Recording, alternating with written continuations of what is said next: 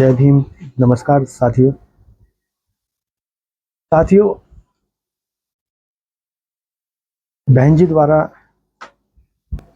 18 मई 2025 में एक बैठक ली गई और इस बैठक में जो बड़े फैसले हैं उन पर हम चर्चा करेंगे, उन पर बात करेंगे। साथियों, बहन जी द्वारा आकाश आनंद जी को मुख्य नेशनल कोऑर्डिनेटर बनाया गया है।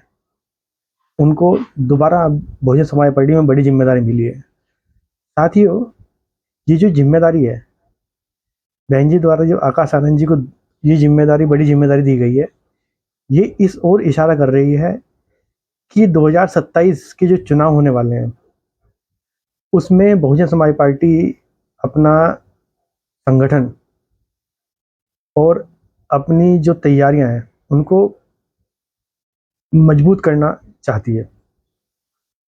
उस ओर इन्होंने अपना कदम उठा चुका है।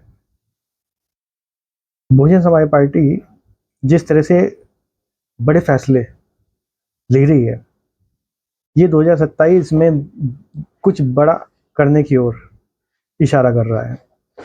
साथियों, आकाश आनंद जी को मुख्य नेशनल कोऑर्डिनेटर बनाया गया है। बहुजन समाज पार्टी में बड़ी जिम्मेदारी मिली है और ये पद बहुजन समाज पार्टी में पहले नहीं था।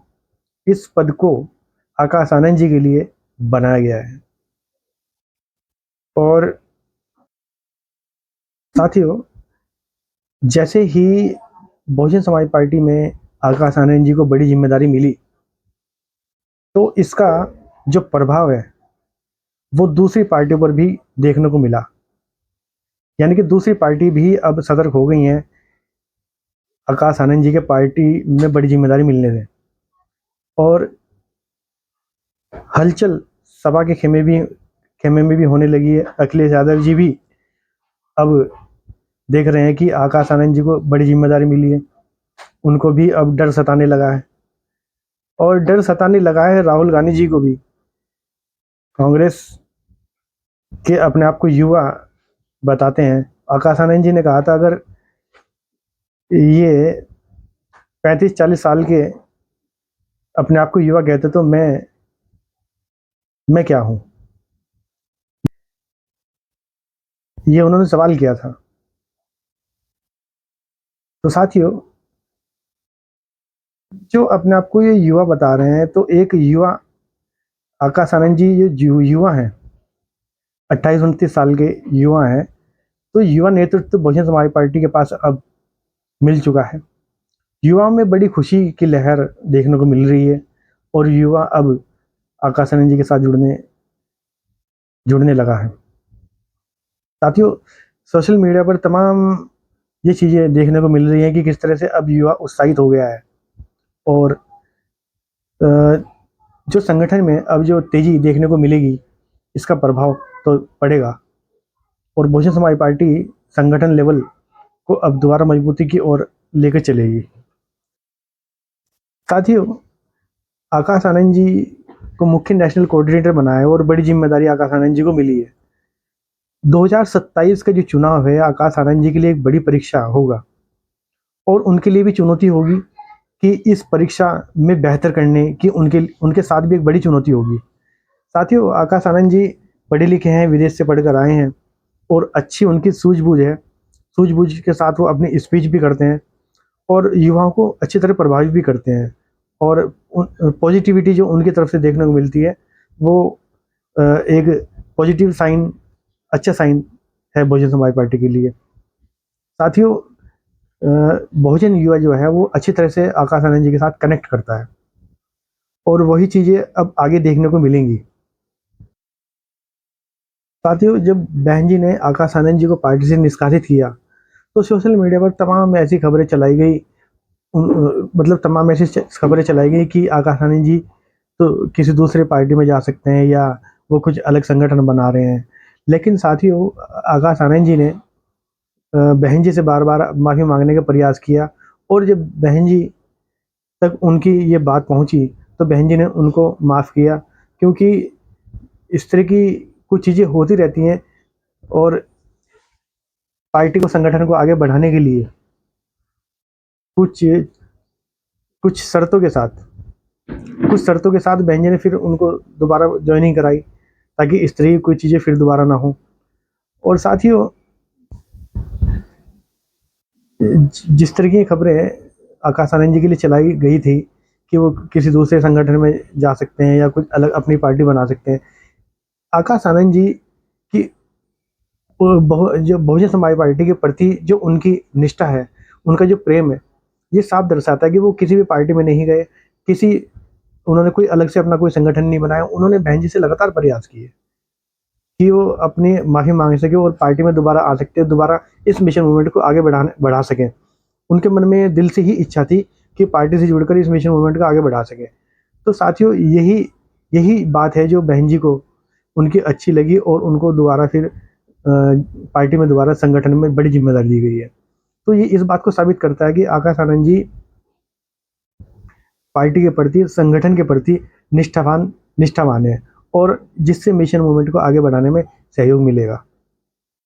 साथियों, इस बैठक में बहन जी ने कहा था कि गौतम बुद्ध और बाबा साहब अम्बेडकर की प्रतिमा का इस देश में जिस तरह से अनादर किया जा रहा है, उन शरारती तत्वों के खिलाफ सही तरह से कार्रवाई हो और सरकार भी इस चीज़ को गंभीरता से ले।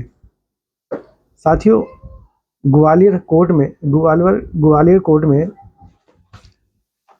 बाबा साहब की प्रतिमा लगनी थी, और बाबा साहब की प्रतिमा का विरोध कुछ मनवादी मानसिकता के लोग, वकील हैं और मनोमानसिकता के लोग जो हैं, ये बाबा साहब की प्रतिमा वहाँ पर लगने नहीं देना चाहते हैं, उनकी प्रतिमा का विरोध कर रहे हैं। तो इस तरह के जो तमाम जो मुद्दे हैं, ये पूरे देश भर में लगातार चल रहे हैं। इनको देखते हुए बहन जी ने बैठक में खास तौर पे ये बात कही कि जो सरकारें हैं वो इस तरह की जो ये घटनाएं जो देश के अंदर हुई है, इन पर संज्ञान लेकर इन पर उचित कार्रवाई करें।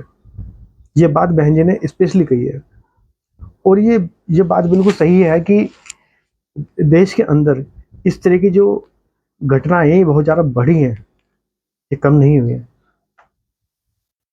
साथियों, इसमें एक और खबर भी, इसमें एक और महत्वपूर्ण बिंदु है जो जिस पर बहन जी ने कहा कि आपको मालूम है बिहार में अब चुनाव होने वाले हैं, और बिहार में बहुजन समाज पार्टी दमखम के साथ अपनी उस चुनाव प्रचार में लगी हुई है। वहाँ पर रामजी गौतम वहाँ पर लगे हुए हैं, मिशन मूवमेंट को आगे बढ़ाने में, पार्टी को मजबूत करने में वहाँ पर लगे हुए हैं, और चुनाव प्रचार की पूरी जिम्मेदारी उन पर ही है। साथ ही वहाँ बहन जी ने वहाँ पर भी कहा कि बिहार में जो चुनाव होने वाले हैं, वहाँ पर बहुजन समाज पार्टी अकेले चुनाव लड़ेगी, अपने दम पर चुनाव लड़ेगी। साथियों, इस तरह के जो फैसले हैं बहुजन समाज पार्टी की तरफ से, ये उस बैठक में लिए गए, और ये सारे जो फैसले हैं ये संगठन को और मिशन को आगे बढ़ाने की ओर इशारा करते हैं। साथियों, एक और फैसला बहन जी द्वारा इस बैठक में लिया गया। इस बैठक में बहन जी ने कहा कि BVF बहुजन वॉलंटियर फोर्स जो है उसको दोबारा संगठित किया जाए। साथियों, आप जानते हैं कि बहुजन समाज पार्टी के जो बड़े कार्यक्रम होते थे उसमें बहुजन वॉलंटियर फोर्स का एक महत्वपूर्ण योगदान होता था। इस कार्यक्रम को सुचारू रूप से चलाने में, इसको व्यवस्थित रूप से चलाने में बहुजन वॉलंटियर फोर्स एक महत्वपूर्ण योगदान देती थी। उसी ओर बहन जी ने इशारा किया है कि बहुजन वॉलंटियर फोर्स को संगठित किया जाए, जिस तरह पहले से संगठित रहा करती थी, जिससे जो इनके प्रोग्राम होंगे तो इसकी व्यवस्था ये फोर्स देख सके। तो साथियों, इस निर्णय से ये जाहिर होता है कि आने वाले समय में आपको बड़े कार्यक्रम बहुजन समाज पार्टी के देखने को मिलेंगे। इसीलिए बीवीएफ के संगठन की बात यहाँ पर हो रही है। साथियों, ये कुछ मुद्दे थे, कुछ बातें थी जो आप तक मुझे शेयर करनी थी। तो साथियों, आप कोई भी विचार आप रखना चाहते हैं तो इस कमेंट बॉक्स में ज़रूर लिख सकते हैं। इस वीडियो को आप लाइक करें, शेयर करें।